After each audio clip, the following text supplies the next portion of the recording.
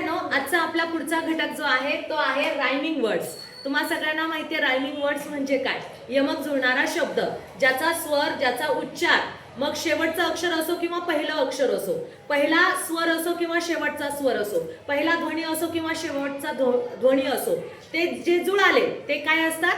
Rhyming word असतात, यमक जुळणारे शब्द असतात. मग यावर आधारित स्कॉलरशिप मध्ये कशा प्रकारचे प्रश्न विचारले जाऊ शकतात ते आपल्याला बघायचंय. तर बघा, पहिला जो प्रश्न आहे तो कसा आहे? Select the rhyming word for the given group of words. Group दिलेला आहे, मग या ग्रुपचा तुम्हाला काय करायचं आहे? पहिले उच्चार करायचा आहे, बघायचे आणि त्याच्याशी जुळणारा शब्द ऑप्शन मध्ये कोणता आहे तो बघायचा आहे. फॅट, कॅट, ॲचा उच्चार येतो बरं का. Rat, bat. मग ॲचा उच्चार येणारा कोणता ऑप्शन आहे बरं? शर्ट, मेट, चॅट की सीट? अगदी बरोबर, ॲचा उच्चार येणारा हा ऑप्शन आहे. मग अशा प्रकारचा प्रश्न तुम्हाला व्यवस्थित वाचायचा आणि उत्तर शोधायचंय.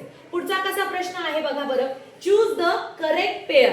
आपल्याला काय विचारले? करेक्ट म्हणजे बरोबर, इनकरेक्ट म्हणजे चुकीचं नाही, आपल्याला बरोबर पेअर विचारलेली आहे. म्हणजे याचा अर्थ काय? 3 पेअर चुकीच्या आहेत आणि 1 पेअर बरोबर आहे, ती आपल्याला शोधायची आहे. मग सिंग, रिंग उच्चार सारखा आहे तो रायमिंग वर्ड बघा. सिंग, रिंग, इंग.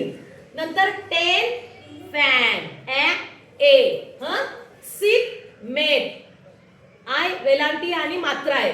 पिन, पेन, इन आणि मात्रा. मग सांगा बरं कोणतं ऑप्शन आहे ज्याच्यामध्ये रायमिंग वर्ड जुळतो? सिंग, रिंग, इंग. हे स्पेलिंग शेवटचं आणि पहिलं काहीतरी आपल्याला मिळालं पाहिजे, मग ते तुम्हाला समजलं पाहिजे उच्चार याच्यामध्ये कसा होतो. आता पुढचा प्रश्न बघा. Which of the following words does not म्हणजे नॉट आलेले आहे बघा, म्हणजे नाही. Does not rhyming with bell. कोणता शब्द दिलेला आहे?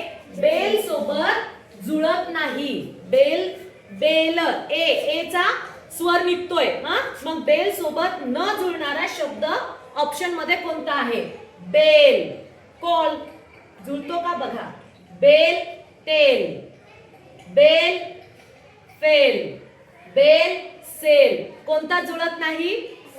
कॉल. अगदी बरोबर, बेल आणि कॉल याच्याशी जुळत नाही, बाकीचे तिन्ही जुळतात, हा जुळत नाही. आता पुढचा प्रश्न बघा. Choose the incorrect. काय विचारलंय?